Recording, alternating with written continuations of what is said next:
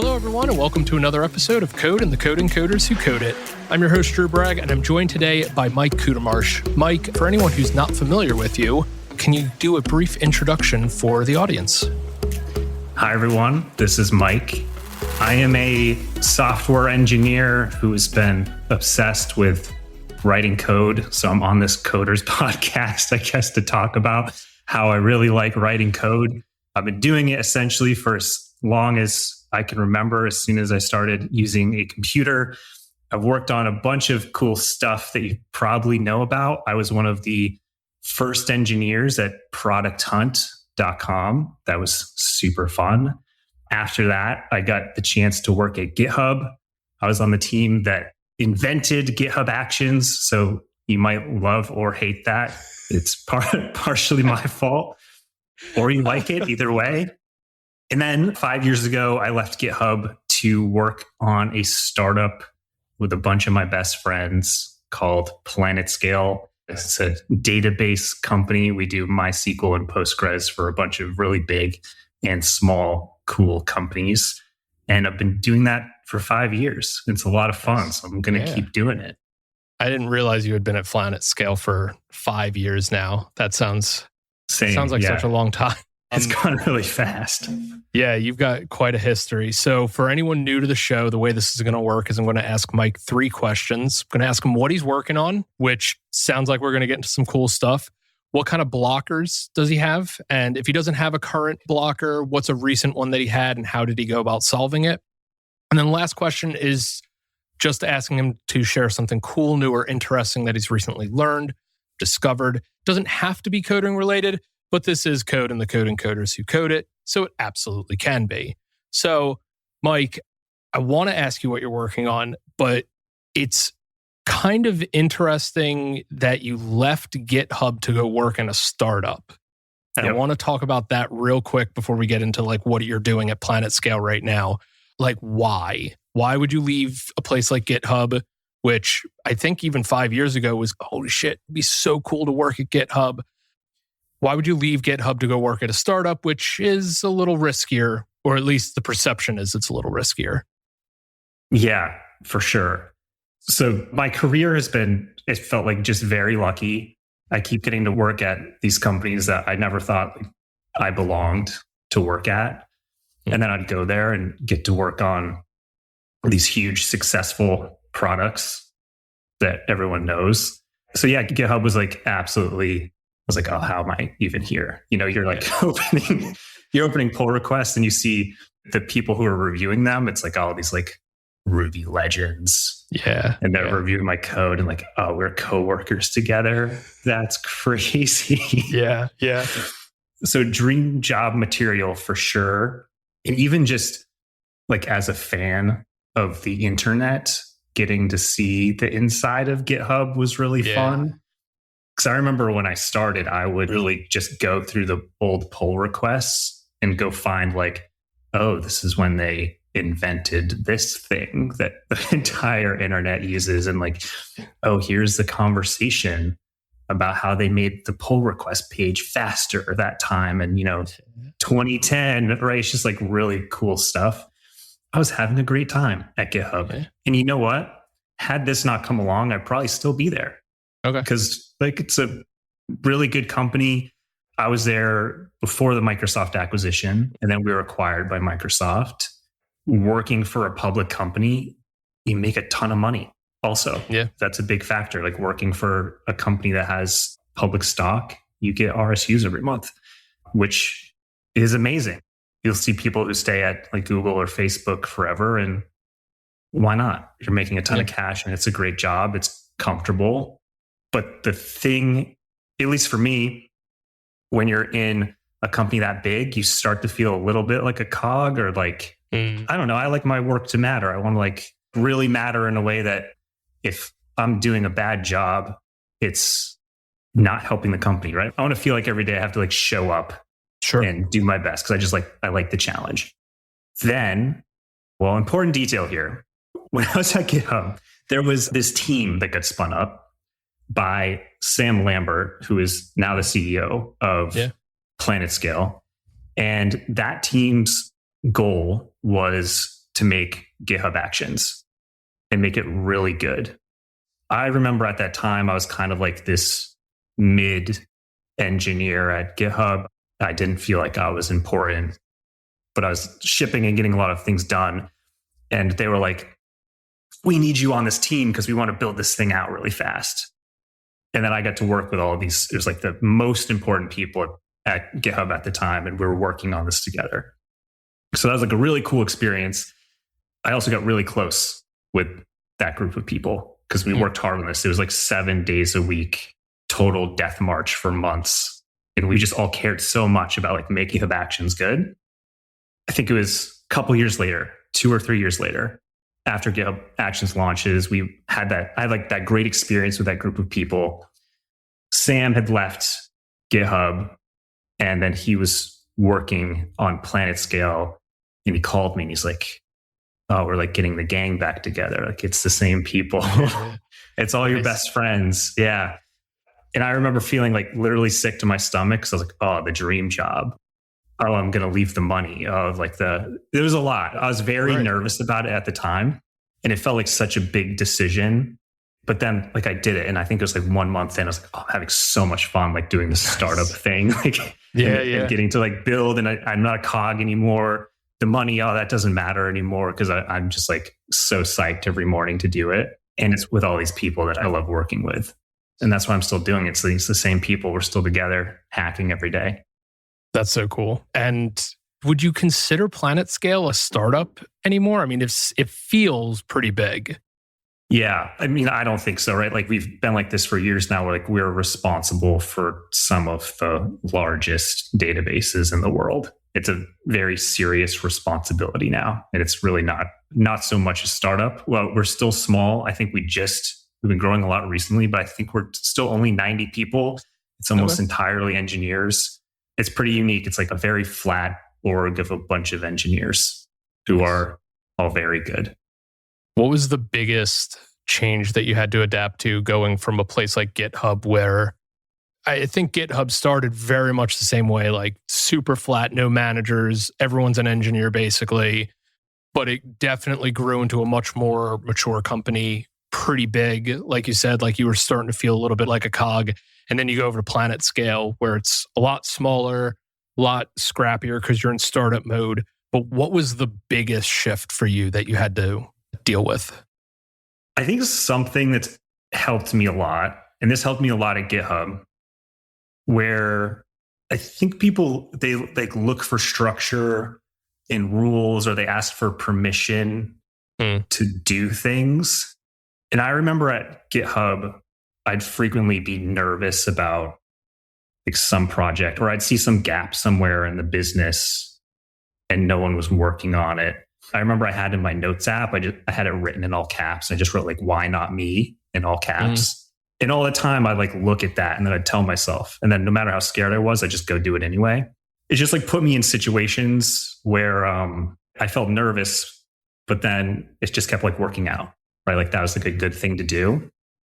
So going into PlanetScale, I felt like I was pretty prepared because there were literally no guardrails at all. It was, and the biggest guardrail of all is having like a profitable business with customers, right? Yeah.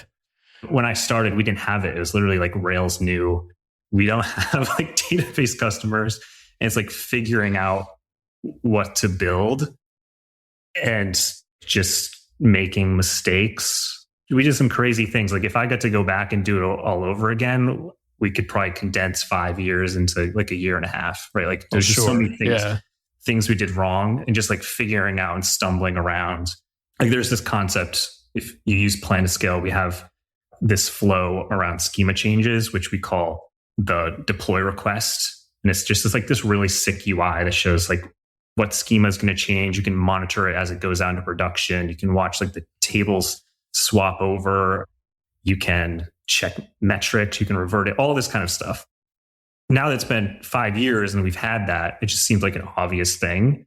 But back then it didn't exist. And we were just like stumbling around in the dark. Like I remember the meeting where like, what the hell do we even call this thing? It's like I don't know. And someone said deploy request. And now it's like a major thing that all of these tens of thousands of people use. So now there's structure and it's a lot easier.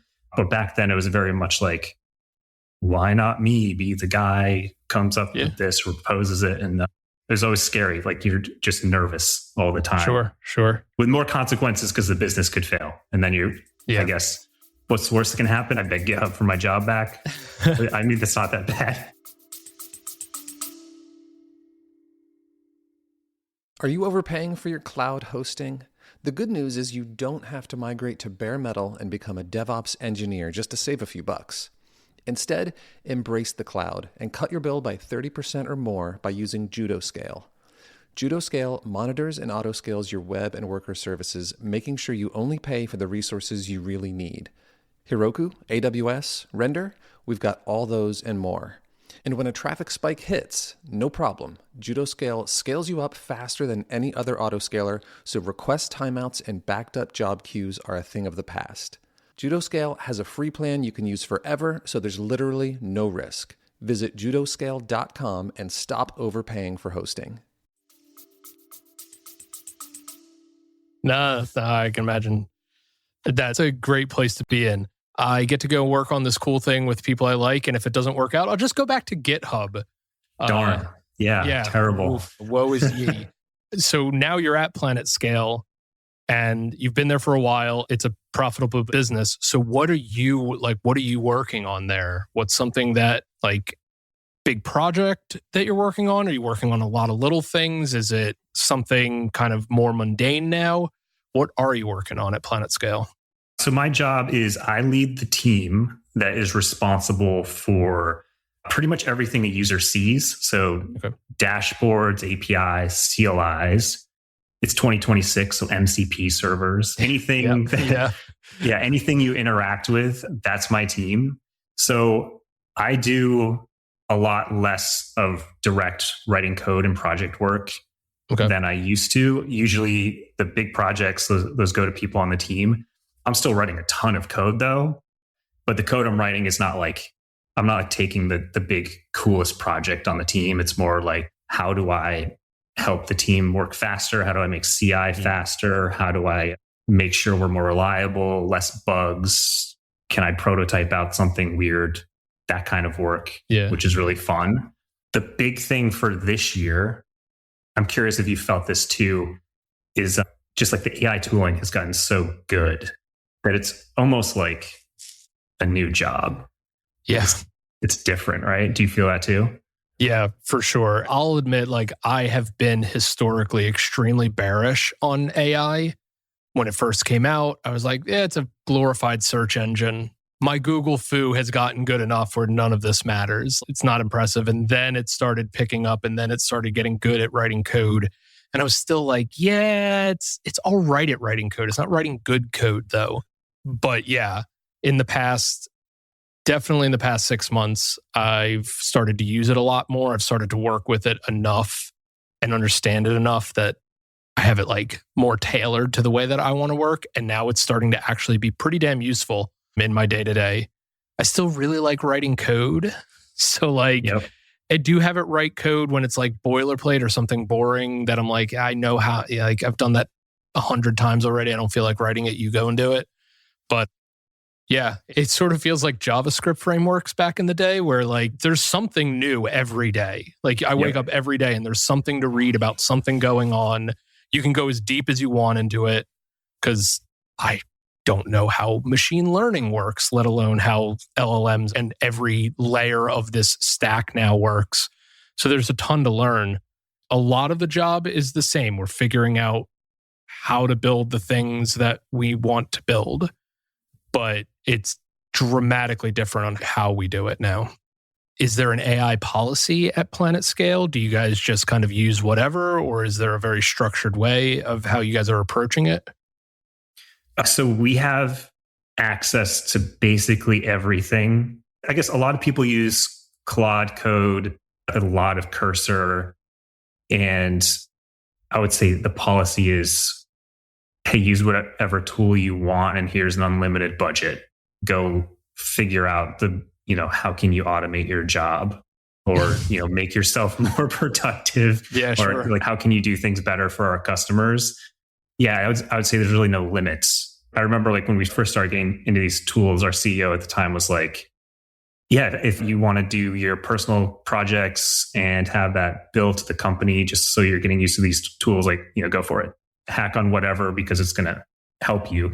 I'm pretty sure 100% of the company now, everyone has something that they're doing. For myself, even in just the past maybe 3 months, I kind of went from, I've always been a Vim like Tmux guy.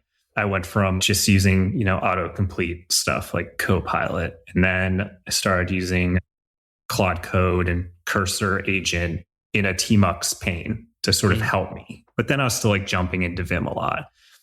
And then most recently, I got really into Cursor. Now I'm like, actually, I'm running VS Code. That's a thing I would never do. But I found like the productivity gain has been so good for me that most of the stuff I'm working on, I'm actually in Cursor, and I'm just using Vim a lot less. My discovery in the past 2 weeks, I gotta let you in on this one. This stuff's wild. So I was thinking the other day, I tweeted about this a little bit, and I almost don't want to tweet about it, and I almost don't want to tell people about it because I feel like I'm at some advantage. I don't want the competitors to know because it's so good, but I'm just going to leak it out to you. I'm just going to tell you what to do and to try. So we talked a little bit about this. There's all these things that like every development team does that you wish you could do every day, right? But like you can't. You're doing projects or dealing with bugs. There's like all this stuff going on. So for me, in like my role, I care a lot about app performance, of course. Like, is our app fast? That's important, and that's a hard one to maintain. I care a lot about our test suite being fast, so the whole team has great velocity. That's important to me. I care about, like, we use Sentry for error tracking. When you log into Sentry, I don't want it to be a garbage fire, right? Like I want people to look at it and be like, oh, I know what's going on and I know it's wrong. That's important to me. So I had been writing prompts basically into Cursor. And if anyone's not familiar with Cursor, you can set up something called plan mode, where you essentially give it a prompt. And then what it does is it researches your code base and in sort of any data that you give it. And then it writes a markdown doc with a plan of what it could do. A couple months ago at PlanetScale, we launched an MCP server. And I worked on that a lot. Essentially what that is it's just giving API access to an LLM so that they can pull data and have access to it. Where this gets super cool is, so if you think about this, you're in plan mode and it has the context of your code base, but then also let's feed in data from somewhere else. So PlanetScale has an MCP server. We added a tool to it where the LLM can examine your query patterns in your production database, like what's slow, which ones are missing an index, which one's using a ton of bandwidth. And just like as an experiment, because we were launching an MCP server and I'm doing this stuff, I'd prompt like, hey, go use the PlanetScale MCP. The code base is right here. Yeah. Find where that query is bad. Let's fix some stuff.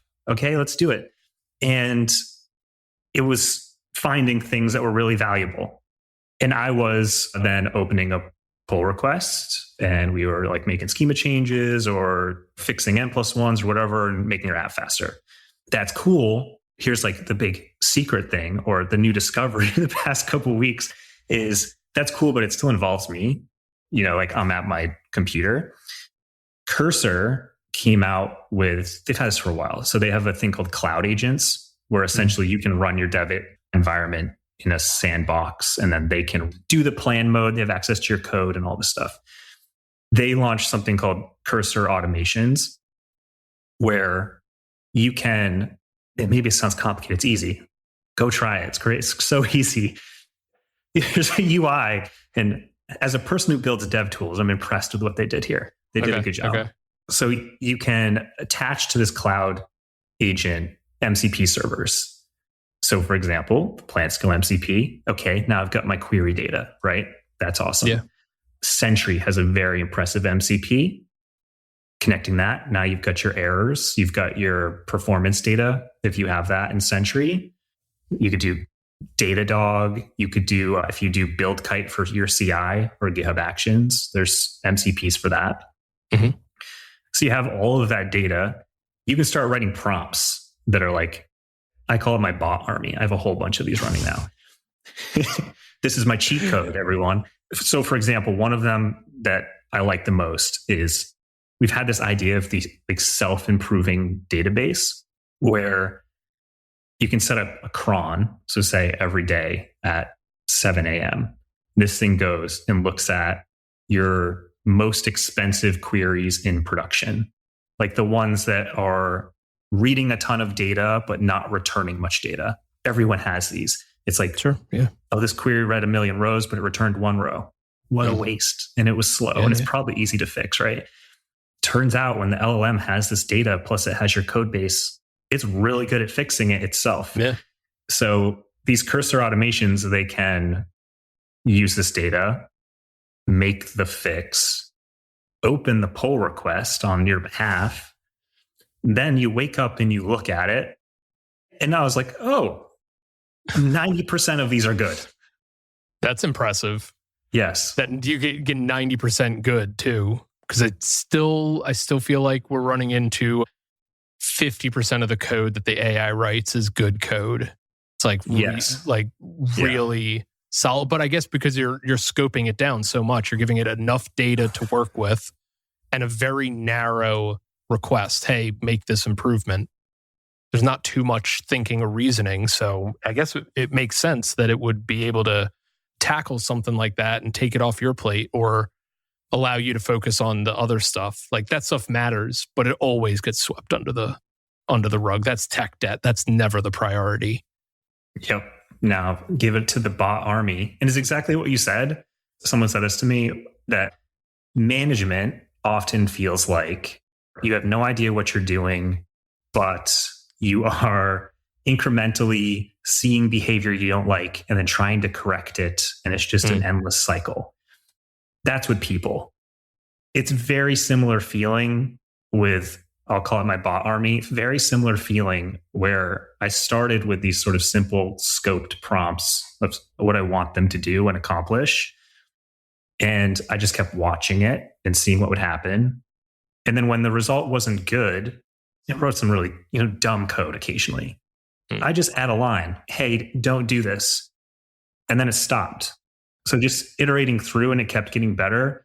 And at this point, like, we have bots that are improving the database. We have one of my favorite bots is just watching Sentry for errors, and then it fixes them. What a concept. What a concept. An error comes through and you just fix it. Like, that's brilliant. How have we gotten this far in software without doing that? Yeah. The thing that's interesting is it fixes ones that I might just not fix. Yeah. You'd see it and it's like, oh, well, this is happening to a user on a weird edge case. And I have so many other worse problems to deal with today.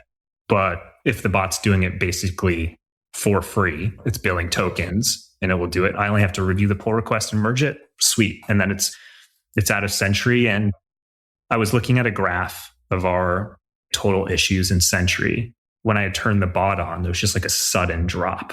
It started to get lower. So I don't know if we'll get to the point where it's like we have this pure Sentry page where you look at it and there's only like 5 important things. That would be the dream, but it feels possible with this automating it. It's sort of like having a couple of extra mid to junior level engineers on the team. Still a little bit of hand holding involved. Still got to course correct them. You can't just blindly trust them, but if you give them a scoped enough task, they can just go off and do it, and it takes one thing off your plate. So, yeah, exactly how it feels. So something that you said earlier on, like PlanetScale basically started as Rails new. Yep. Is PlanetScale still a Rails monolith? So the way our stack works is in pretty much all infrastructure companies, there's 2 things. There's the control plane and then there's the data plane. The control plane, that's what users interact with, like your dashboard, your API, CLI, handles billing, auth, all that kind of stuff. The data plane would be, that's where the databases are deployed. So 2 separate areas. For us, our company is the majority of everything is Ruby, TypeScript, or Go. There's a ton of Go. The control plane for us is 2 apps. We have a front-end Next.js React app, and that's the UI.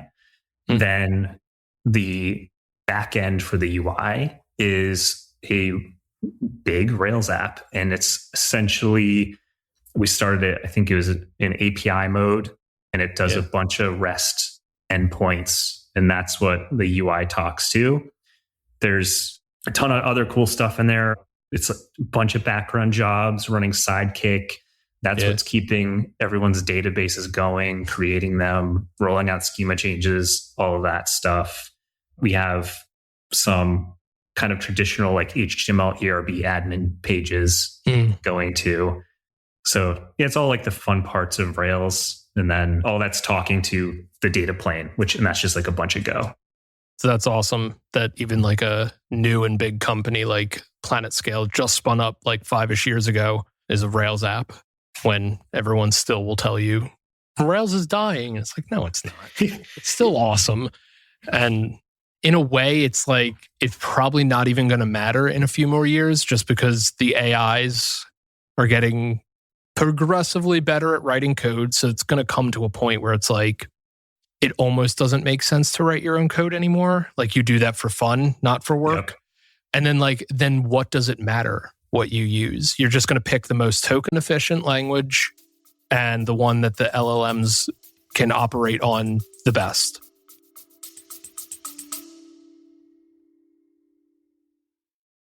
When you are at breaks in production, you want to quickly understand and fix it, not sift through logs for the next hour. That's where Honeybadger comes in. Honeybadger notifies you of errors, outages, and performance issues as they occur, and helps you respond instantly when your systems go down. When you need to dig deeper, Honeybadger's advanced query engine helps you reach into your logs and grab just the information you need. With error tracking, performance and uptime monitoring, log management, and support for over 10 languages, Honeybadger is the best tool to gain real insight into your application's health and performance. Best of all, it's free to get started, and setup takes less than 5 minutes. Be sure to check out honeybadger.io. That's www.honeybadger.io. And thank you to Honeybadger for their continued support of the show. I think about that frequently too. I was like, why invent frameworks anymore? Like, this era seems to be ending. I mean, Rails' biggest advantage when it came out was the convention over configuration was like this speed amplifier. And you kind of get that with AI now too. It's like less convention over configuration and more of like, you give the guardrails to the AI and then it just can go off and do it, which actually I think is an argument for Rails in the AI era of like, Rails has already defined to the AI the criteria of where everything needs to go. It doesn't have to think. You don't have to worry about it randomly deciding like this one model is going to go in this random directory over here, or, oh no, where should I put this thing? Like, it's a very clearly defined convention for where everything should go, which solves some of the problems with AI. You know, the Ruby side, allegedly Ruby's really token efficient and fast for AI to write. So maybe Ruby and Rails is going to win that. But yeah, it is such a weird feeling for like to go through this whole career and like you get very used to it and you're like, yeah, this is what I'm going to do. It'll change. It always changes. But like, I've got the core of it down. And now it's suddenly like, I feel like I don't know what I'm doing again. I can do the code writing and I can do the planning all on my own still, but I'm so much slower if I don't use AI, just because, like, of course you are. Like, I love it for research mode.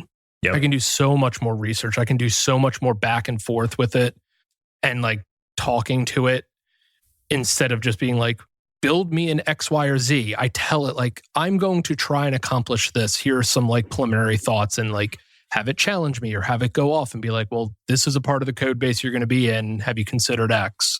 Such an interesting tool. And it's so crazy how fast I feel like we went from AI is this very niche scientific community thing to AI as a chat bot to like, holy shit, your job is completely different because of this thing. Yep. And it's just pattern matching. I mean, it's very robust and fast pattern matching on an insanely huge data set, but it's just pattern matching. It's wild. So crazy. It's going to be tough to like, imagine like you're just graduating right now and you're getting into this. Because on one hand, it could be an advantage because sometimes my mindset is I struggle with going back and thinking of the ways I used to do things, where I'll look at a problem and I go, that's expensive to solve, so I'm not going to solve it. But if you don't have those years of pain and your only idea is like, oh, AI tool can do this for me, you just jump right in and you can just get more done.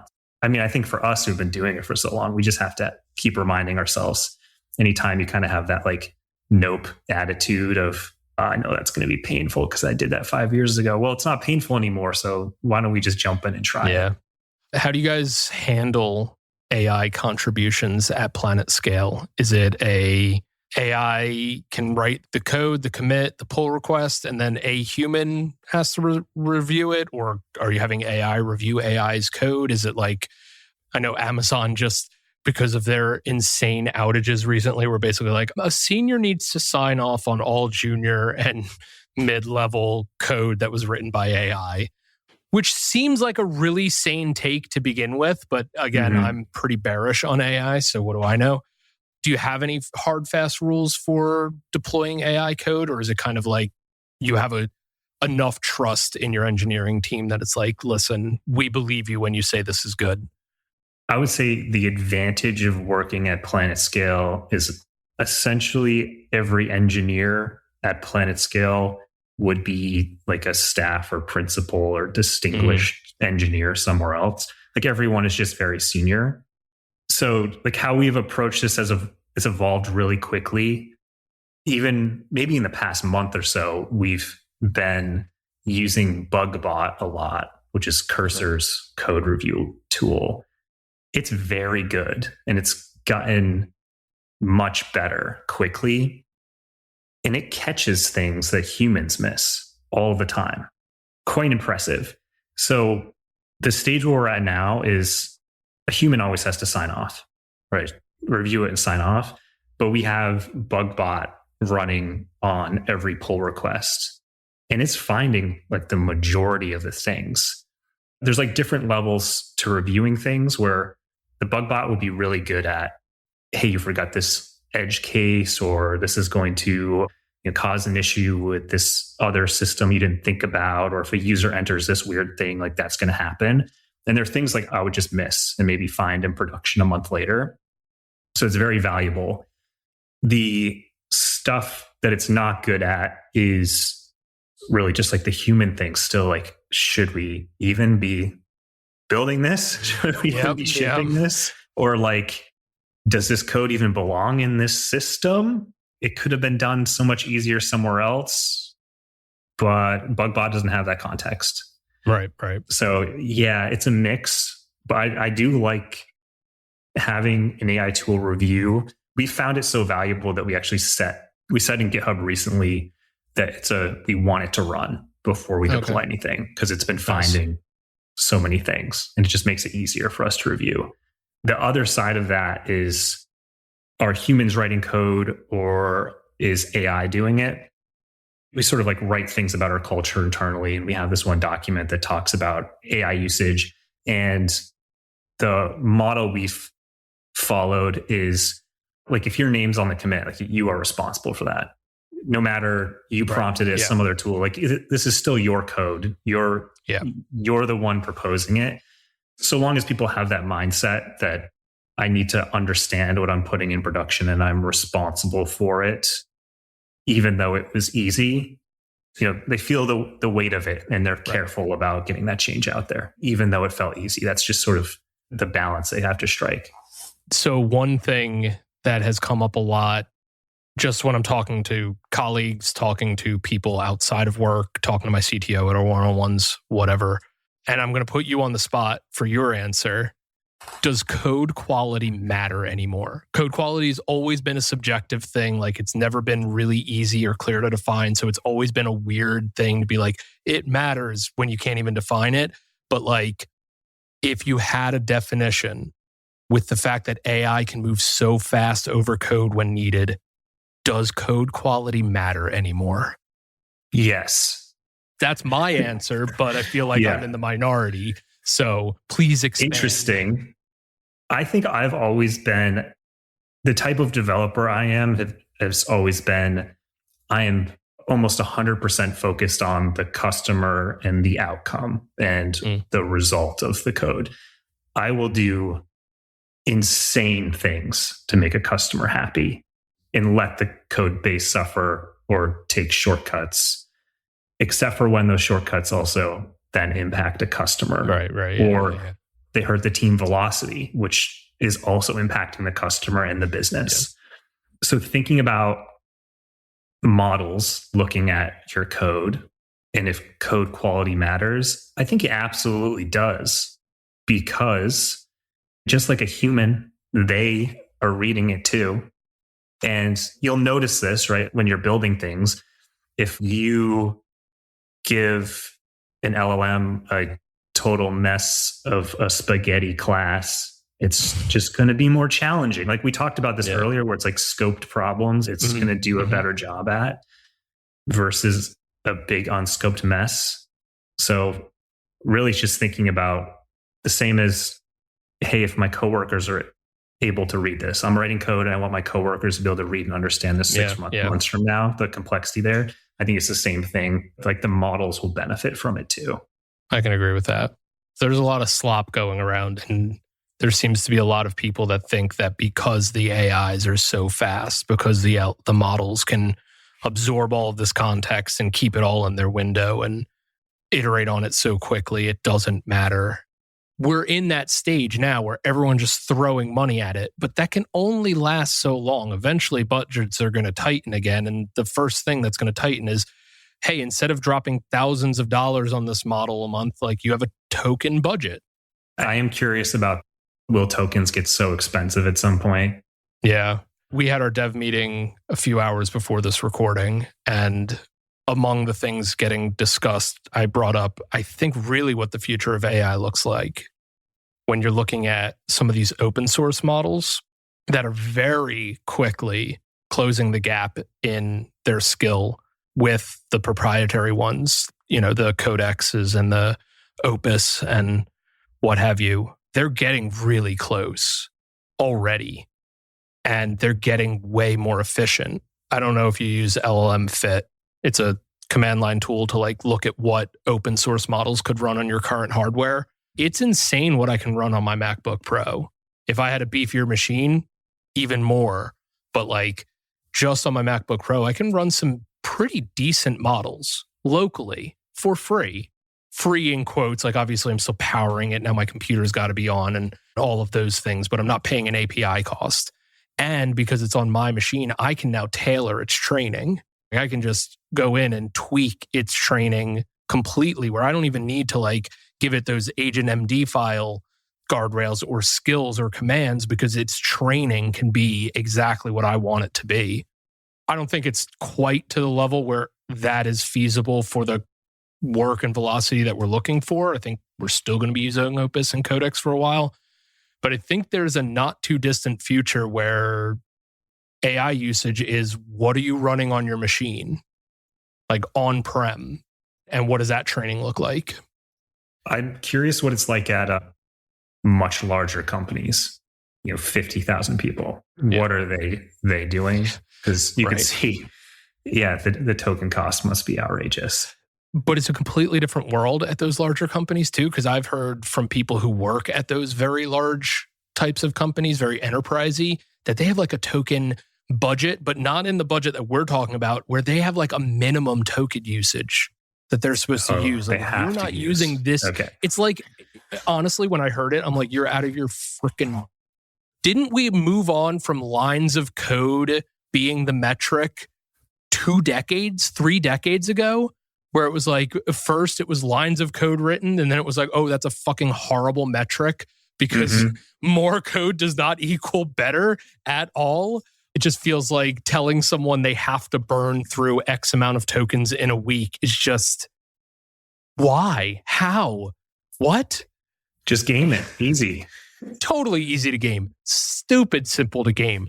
But just some of the approaches people are taking to this whole thing is weird. And then I'll talk to people who aren't in software and I talk about AI and they're just like, yeah, we don't use it. Why would we? Like, I asked ChatGPT for help with like, what should I have for lunch because I'm having an energy dip. We don't use it at work. Like and I'm just like, oh, right. We're in a very, very special world when it comes to AI. There's entire industries that are like, AI is still this like novelty little, it's the paperclip in Microsoft Word, where it's just like, it's there. It doesn't, you don't use it for much. Wonder when that's going to change, because that's going to change soon. They got to hear about the bot army. The bot army. They haven't heard about the open claw yet. That's the problem. Yeah, that's the one.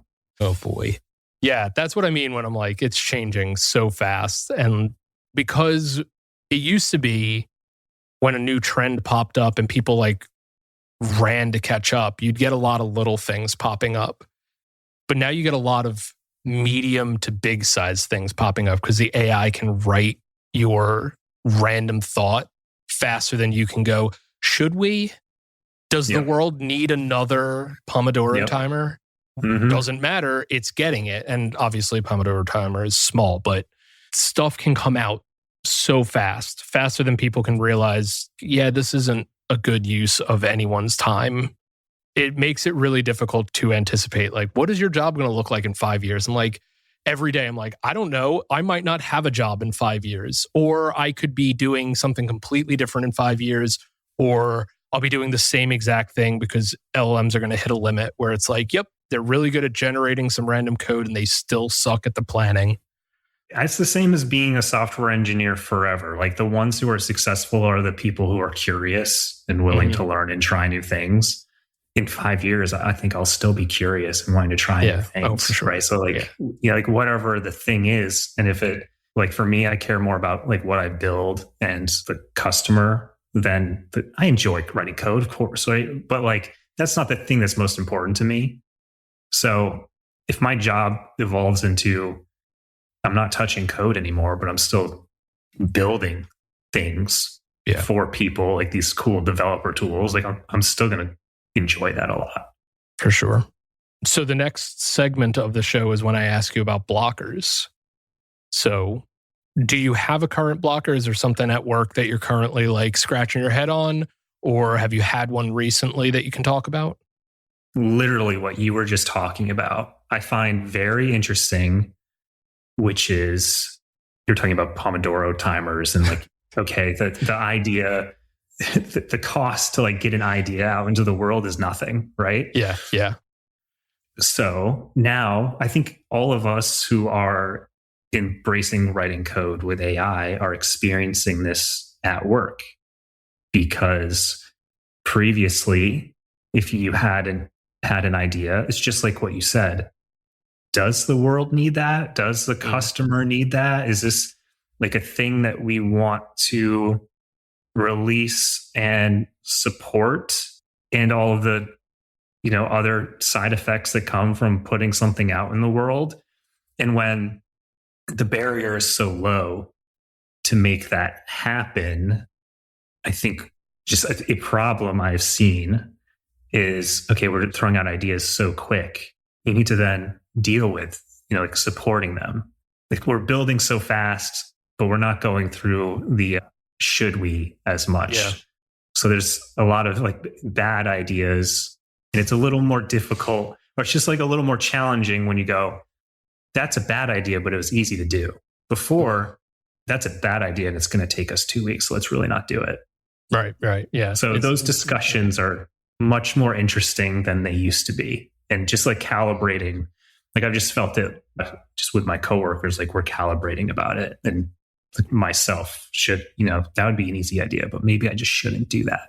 Yeah. It's tough to tell.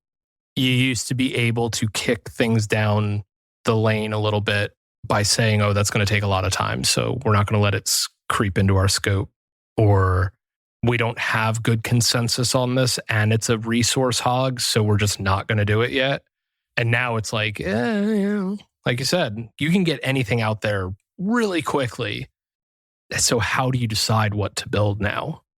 Because there used to be extra criteria on top of like, oh, find your product market fit. If you're like trying to come up with a SaaS or your own little app business, you got to find that product market fit. And it's like, maybe you do to like sustain a business, but like to start one now is like, yeah, open up AI and like prompt it. It's insane to see how many apps are flooding areas now. So you've got that, the evergreen app, but then also what do we put into our large app that's been, PlanetScale's relatively young at 5, 6, whatever years. Podia is getting there. It's over a decade old. I've worked on apps that were really old. Those are not as easy to just cram shit into. Right. It's a lot easier with AI now, but it makes the whole system more brittle. I'm not at that level. I'm not that decision maker. I push back on like scope because I don't want to do dumb stuff that they're just going to rip out later. I can't fathom what it must be like now to be like, we can build anything. What do we build? That feels like such a huge leap to decide what gets built. One thing I keep like coming back to is really for any team, what I've seen work, and then also what I've seen hurt them. What hurts a team is when they have too many things going on, right? And they're responsible for too many things at once. It's easier today for teams to get into that state than it used to be because it's so much easier to just start putting things out there. Something that our team likes to do is we're really just setting a limit on the number of things that are big and in progress at a time. You have 6 engineers. Okay, we're committing to like 2 things. Let's get them out of the way and then we can do 2 more things. We're able to get through those 2 things way faster than we used to, but please, let's just still focus on only 2 things at once. Because if you're, focusing on 6 or 8, people are swapping context all day. They're unhappy and grumpy. And then you start multiplying that by teams. And it just gets out of control. And you're like, hey, I get that you could, but what if we finish that thing we already started, get it done, and then just focus on one thing and your life's going to be really nice. I feel attacked. What do you mean finish a thing? You mean 80% isn't done? It's the last 10% that take the most time. Yes, that has not changed. That's nothing different. Especially AIs get worse as their context window grows. So they have the same problem. You get 90% of the way done, their context window is 90% full and they're useless. And you're just like, well, I guess I'm done because the AI can't figure it out anymore. They're just like us. It is amusing at times to be in a planning mode where you're deliberately doing a very back and forth like conversation style with one of the LLMs because especially like I think Opus does this the most. It does sort of feel like talking to a person. Yeah, it does. And I guess that's because they were so heavily trained on Reddit. It sounds like talking to a bunch of Redditors. That's actually not a good thing. It is funny to like have to occasionally remind yourself, like, this is not a human being that I'm talking to. Once I close this session window, when I open a new session, it will not know anything we just talked about unless I explicitly say, like, write this down and remember it. It's a weird feeling at times to just like remind yourself, like, I think because I spent so much time with growing up, having the internet introduced as I was growing up, right? And like having to remind myself at times when I was a kid, teenager, I guess, you're typing into a computer and the words are showing up on a computer, but the person receiving these words is a person. Like, yes. Yeah. There's a human being on the other side of this AOL Instant Messenger or IRC channel, reminding myself that. Now it's the reverse, where I'm like, I have to remind myself, like, I'm talking to a computer. It doesn't care. Do you still find yourself being polite, though? I do. I'm always saying please and thank you. Yeah, I always say please and thank you, or like good job. Because you know what, when the AI uprising does happen, maybe they will spare me. I don't know, probably not. But that's a good habit, right? If I get used to being like, you're a fucking idiot to the LLM, Yeah. that's going to lead into talking to my coworkers, and I don't want that. I want to treat them with respect. And if I just default to respect, then everything's fine. I don't have to remember who I'm talking to. But, good life rule. Yeah, sure. So you're using Cursor, which I used like when AI coding started to become a thing, but I haven't used it in a while. So now you've motivated me to try and check it out again. I use Open Code. So we'll see. Both Cursor and Open Code run on PlanetScale. Nice. We love it. Nice. We use the tools and then we help them build the tools. Yeah. That's so cool. I remember for a while, PlanetScale was just MySQL. Yep. Which was like a bummer because I was using MySQL and I was so excited to get back to Postgres when I changed jobs and started working at Podia. And then PlanetScale picked up Postgres. So was that just someone was very comfortable with MySQL and decided they wanted to start with MySQL and Postgres later because Postgres is pretty awesome and why not? Or was it more deliberate of like, well, there's already managed Postgres hosting. Let's do something like MySQL that maybe did have it, but not as big. Third option, ready for this? Or third option. Totally unexpected. At GitHub runs on MySQL. So a lot of us, that is our expertise.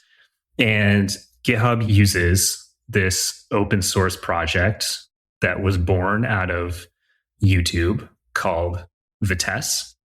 Vitess is the scaling layer that YouTube used to scale out MySQL so that it could handle all of the traffic of YouTube. The team there open sourced it.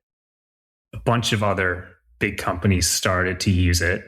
And Vitess really became one of the best ways for these sort of hyperscaler companies to scale out their relational databases. When I was at GitHub, I got to see how this thing works. And it is so cool. There's so many things I could tell you about why it's so cool, but I'll give you one. All right. So Vitess allows you to do sharding, which is essentially, say you have one big table and every company has this. I have a big table and it's so big, it's kind of a problem. It's annoying to query. It's annoying to back up. If I do a schema change on it, it's annoying to run a schema change. It's just all pain. I think pretty much every company has this. You can probably think of one in your head. You're like, yeah, easy. Yep, I got you. Yeah, everyone has that. Okay, what if you split that table in half? Is it still big? Maybe. What if you split it into 4? Is it still big? You get to the point where it's no longer a big table. You have a bunch of small tables. And when you have a bunch of small tables, the big table problems, they go away, right? Like the backups are easier. Often people don't think about this. I think about backups all the time because that's what we do. We keep people's apps online. Sure. But yeah, if you have a small table, it's easy to back up and it's easy to restore. That's really important if you have downtime or an outage. When you run these really large databases, and this is a thing that people often don't experience, and I get to experience it every day, is hardware fails all the time. Sure. And if you're running sort of a small app on one node, you're like, hardware doesn't fail. But if you're running an app with 1,000 nodes, they're failing like every day. Like things just go wrong.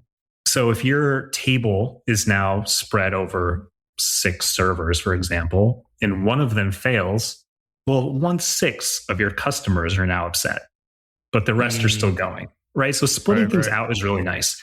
So what Vitess does is it allows you to pick a sharding key for a table. So for example, if like you're thinking of github.com, and you go to github.com/ and then there's the organization name. A great shard key for GitHub is organization because that's how the data is split up. So then what Vitess does is all of the data for X organization is co-located on one shard. A different organization is on a different shard. So if you're querying and doing joins for a certain organization, all the data is there on the same machine and it's fast and easy to access. I think the thing I just remember doing this for the first time and being like, this is like the coolest thing I've ever seen in my life. is I was using Vitesse. I took a table and I sharded it, right? So now it's split up and there's a shard key. And then I started writing data to it. I was just like insert whatever. Then I logged into the individual servers and I was just doing like select all. And I'm like watching it fill up. Like, oh, here are half of my records and here are the other half. And I can see them getting distributed over multiple machines. Like, this is so sick. And then if I just connect to Vitesse, which has something called a VT gate, it's essentially a load balancer for your database. And I say, hey, Vitesse, give me all the records in the Mike organization on GitHub. It's going to take that query, bring it to the correct shard where the data is. It's like a hash, like it maps to what server the data's on, and it just returns it to you. So it looks like a single database, but really I've got 12 or 1,000 databases running there. This is just one thing Vitesse does. There's so many other cool things. So to get back to where we were, was PlanetScale started as a Vitesse company. How can we bring and do hosted Vitesse? And we did that. And it became very successful. The thing that we're, and I would say are best at, was these operational problems around hosting databases, which is, we talked about it a bit. Like, I care about backups a lot. People don't care about backups, but I care about backups. Like, we're storing stuff. And if you've ever dropped your production database, you care about backups. Yeah. And I'm responsible for tens of thousands of those every day. So I care a lot. Your caring is slightly different than the average Joe's caring of, like, I remember when I dropped production on my one app, now all 3 of my apps have backups. You have a backup scaling problem, one might say. Yes. Yeah. So we became really good at keeping people's databases up at huge scale, and then also making them very fast. Not only very fast, but we were able to do faster and cheaper than Amazon. When you hear that, companies are like, oh, I can bring my database to you. It's both faster and cheaper, and it's going to stay up. Oh, I like all that stuff. So, and I would assume easier to use, because anyone who's used AWS for anything knows how convoluted their whole system is. Right. And our designer is the guy who designed the pull request page. And so our UI is quite good. Yeah. So we have that too. A bunch of things. So we were at this stage where people just kept going. The momentum is in startups and young companies is behind Postgres. All of these companies are starting on Postgres. And then they were also all having problems with their existing hosts. They're like, we can't scale this thing. It's going down. We've outgrown AWS. And some of them had MySQL databases on us. Some of them didn't. And they would just keep coming to us and go, could you please, like, we can't move to MySQL. Could you just do a Postgres for us, please? For a long time, we were like, no, like, we're really good at this Vitesse thing. And then it was last year, we talked about it, and it was like, let's try it. Let's just see how far we can get. I think I mentioned this before. Like, our company is really unique, where it's basically all engineers, and they're all like, they'd be like the smartest person at some other company. It's really, it's a weird place to work, because everyone's like universally good. It's very strange. Yeah. So we met up in San Francisco, a good amount of us, and then other people remote. And we were just like, all right, let's spend a week and see what happens. Like, can we make a Postgres run? And it was Tuesday evening, the second day of our offsite, and we had it running. And wow. There's a potential here. And by the end of the week, we actually had like an interesting product. So we just kept going. Yeah. By the end of that summer, we had like a really good Postgres product. Nice. I love working remotely. I love like the flexibility that offers. I love that I have my very unique space to think, and like I can walk the dog and do some thinking out there. And like, I do legitimately think that remote work makes me individually a better engineer. But there is something super cool about getting together and putting heads together on a problem How much do you think it was that you were all in the same place and like it was just like a, hey, what do you think about this? Oh, I don't know. That looks cool. Versus like, hey, can you hop on a Zoom real quick to chat about this, or like, slacking someone? How much do you think that made a difference in getting this thing going up so fast? I think probably the biggest benefit was just we were almost just like isolated, and this is the thing you're focusing on, right? Because when you're all still remote, there's just like the other, I could go to another Slack window, and there's that other project I'm working on. But it's just dedicated focus. And you could just feel the energy. I remember going into that week expecting, oh, we're going to like grind so hard, writing tons of code to make this happen. But my coworkers are so smart. I remember I was like, I'm not even trying hard. It already works. Thank you, everyone. You're so smart. That's awesome. That is so cool. And it's working like feature parity wise now, or are there still areas that need to improve to get the Postgres side of the business as awesome as the MySQL side? The fun part is, for me, it was, well, I had already done a database SaaS because we launched it for the tests. And then here's my second experience. I get to write another database SaaS for Postgres. Yeah. And I'm just like, wow, I'm so much smarter than 5 years ago. Like, it's so much easier. The thing about our company is no one wants to leave because like we're all having so much fun together. So it's like essentially a lot of the same people. And we've all had this shared experience of building it on, like building a MySQL product. So then us building Postgres, we just had all those learnings. Like there's a lot that's different about the communities and like what people want. So we didn't go out to build the same product, but we like took the things that we learned from it and then just directed that at what do Postgres users really want, which is different. And then also like, what are the challenges of Postgres? For example, managing connections on Postgres, that's a whole thing, right? Anyone who runs Postgres goes, I know everything about connections, because you have to. For Vitess users, that's just handled for you. It's not even like 10,000 connections. Who cares? It's, it just works, right? Vitess, that's super nice. Powerful. Yeah, sure. Yeah, they're telling me Vitess is very nice. Yeah, so like for Vitess, we didn't need to spend that much time on worrying about how do people tune their PG bouncers or their max connection pools or any of that. For Postgres, that's been months of thought and effort to make that experience good. So it's different.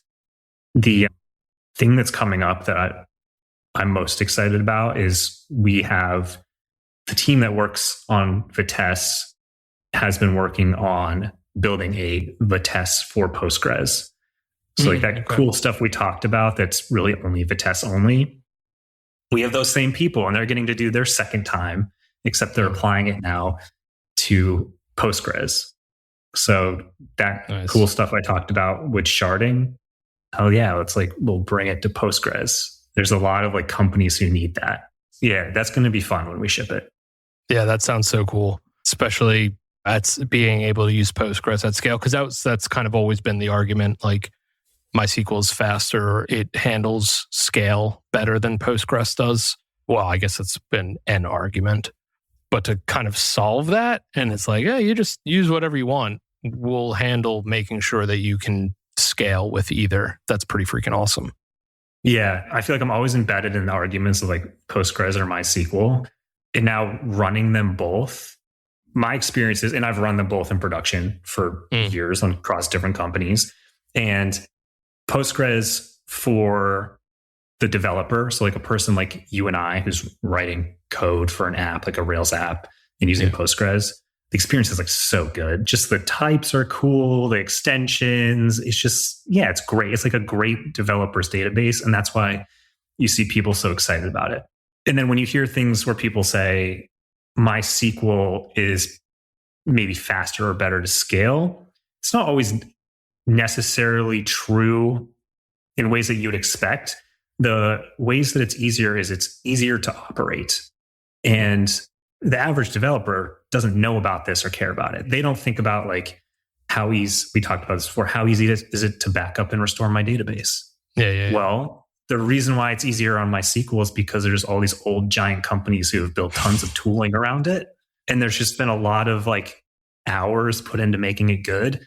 And then Postgres just doesn't have the same amount of big companies who have put in the same amount of time. So that's an area where it's weaker. And like we run them both.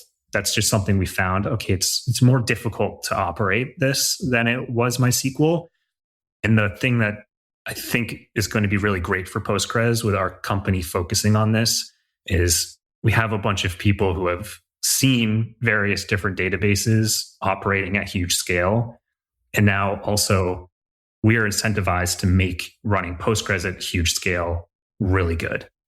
Nice. So we can take those things that we learned from like running MySQL at huge scale to apply it to Postgres. That's going to be like the fun thing. It's not just, oh, we're hosting a database for you, but like how can we make it better and bring over these places that are a bit of weaknesses for Postgres, and we can shore them up and make them better.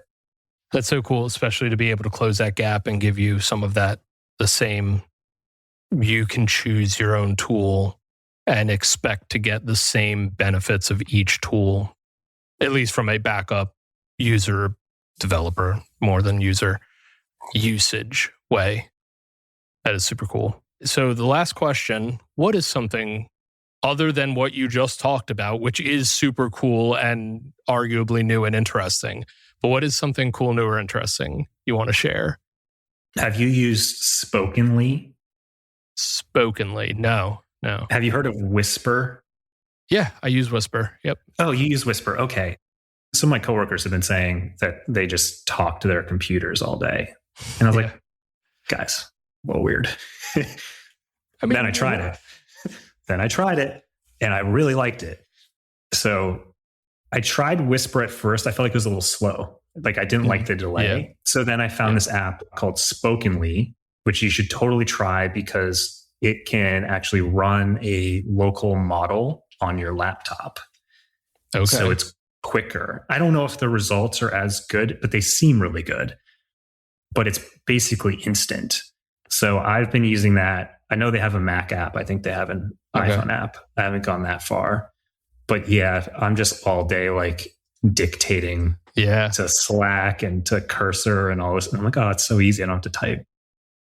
Yeah, I've historically not been great at typing. It's always been like, I see people using the split keyboards and I'm like, oh, that's so cool. I wish I could do that. But I'm like, these two fingers on each hand do the typing. The other ones just kind of sit there and do nothing. It's just not a good typer. So like anytime I'm like, oh, cool. And my brain goes way faster than my hands can keep up. Yep. Not necessarily in a good way, but it is so nice to be able to like dictate. But yeah, Whisper works. You might like Spokenly. Yeah. I'm going to give it a try. Yeah. There is that delay. And it is the one thing, like I use Android as my phone. And when I'm dictating to my phone, I see what I'm saying moments after I say it. Yeah. But with Whisper, I have to like stop the dictation for it to paste in what I said. And again, we go back to like my brain is going faster than my hands can move. My brain is going faster than my brain remembers that I just said something. So like I'll say the same thing 3 times within the same paragraph. And it's like, no, you idiot, stop talking. And you'll realize this. So dictation's great for like getting stuff out of my head really fast. It's so bad when I have to go back and read it, edit it. Oh no. So I don't know if Spokenly will solve that issue, but if Spokenly can show me what I'm saying, even moments after I'm saying it, it might save me some headache. I will be giving that a try. So that's a good one. I like that. It might save you, 1,000 milliseconds here to just the trip over the internet. Yeah. I also like the idea of like my voice not going to some company on the internet all the time. Yeah. I like the idea. Like we talked about, where I think there's a version of the future where our LLM usage is potentially local first or has a massive local component. I like that idea too, because then I'm not worried about what information is going in and which one of these billionaire run tech companies are getting my particular data. I say as a Google user, but such is life. If Linux proper ever comes out with a phone, I'll use that. But for now, I've resigned that Google's going to know more about me than anyone ever should, but it's fine. I think that it is cool to be able to keep things local, especially when it comes to something like this, where it's like, this is me talking. This isn't even just, hey, look at my works code base. Like, oh, that'd be nice to keep on-prem. Not that I think that they would ever do anything with like Podia's code base, but still. Yeah, cool. Good answer. Accepted. I dig it. I'm going to be checking it out for sure. Well, thank you, Mike, for coming on. I really appreciate you giving up some of your time on Friday to come and talk about all the cool things that you're working on at PlanetScale. And you guys are definitely working on some cool stuff. You got me a little like excited to see what you guys do next. So, yeah, nice. Yeah, it's always fun for me to talk about it because it's 5 years in. I'm still excited every day, and I'm like awesome. Proud of what we built. Yeah, very cool. Where can people find you on the internet if they want to follow what you're working on a little more closely? On Twitter, although it's called X, MS. Is it 4 C's? MSCCCC. That's where I am. Visit PlanetScale.com if you want to see what I spend all my waking hours carrying out. Okay. Twitter or PlanetScale. Got it. Yep. Cool. Well, again, thanks, man. I do really appreciate the time. And you're welcome back anytime you have something cool going on at PlanetScale that you want to talk about. Maybe the Bot Army V2 when that comes out. I have to come Bot Army V2. Army of Botness. Cool. All right. Listeners, I will see you in the next one. Bye.